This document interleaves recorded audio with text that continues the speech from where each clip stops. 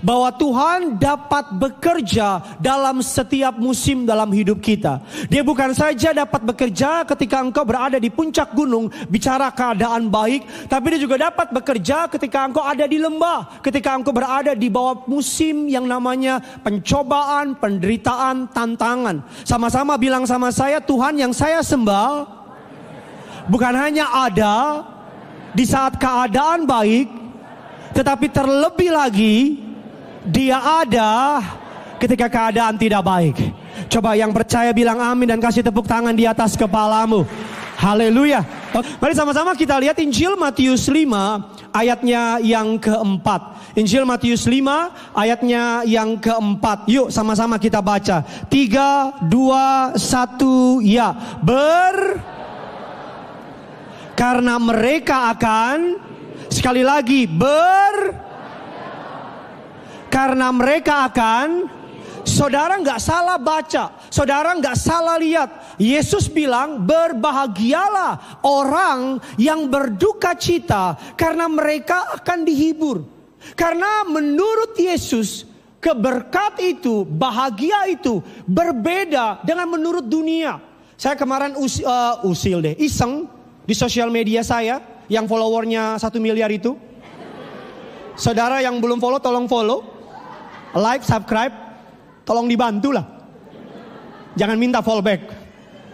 Saya kemarin ngomong di sosial media, saya tanya, Dear netizen maha benar, maha sempurna.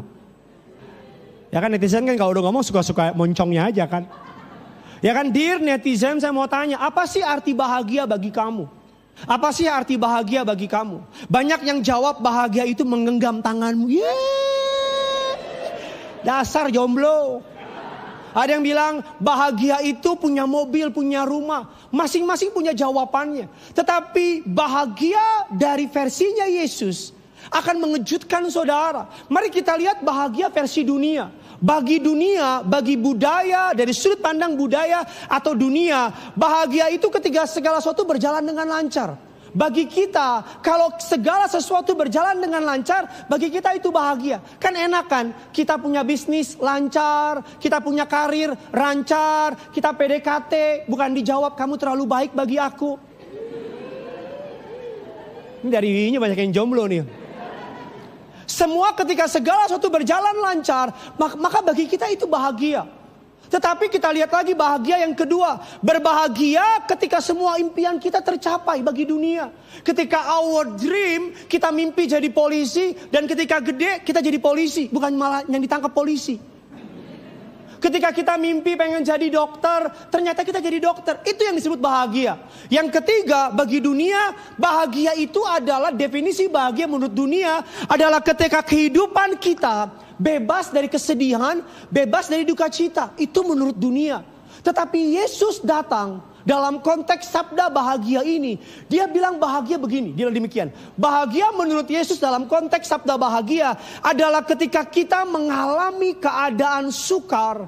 Mengalami penderitaan yang paling dalam. Ketika kita sampai pada ujung akhir dari diri kita sendiri. Maka pada saat itulah kita berbahagia dan diberkati. Saudara amin karena mungkin belum ngalamin kan. Tapi itu maksud Yesus. Mungkin saudara bilang sama saya, are you crazy? Lu gila kali Pak Pendeta. Bahagia itu bukan ketika masalah ada datang. Jangan marah-marah dulu saudara. Tapi saya akan jelaskan sama saudara. Justru seringkali ketika kita mengalami penderitaan. Ketika kita mengalami air mata. Justru di sana kita ketemu Yesus. Justru di lembah kekelaman kita ngalami Yesus. Justru di masa sukar kita kenal Tuhan. Alkitab mengatakan saudara seorang hamba Tuhan C.S. Lewis mengatakan demikian. Dalam keadaan senang Allah berbisik sama kita. Tapi dalam keadaan air mata Allah berteriak sama kita. Saya mau tanya sama saudara. Kapan Tuhan terasa dekat? Seringkali ketika keadaan kita sedang susah.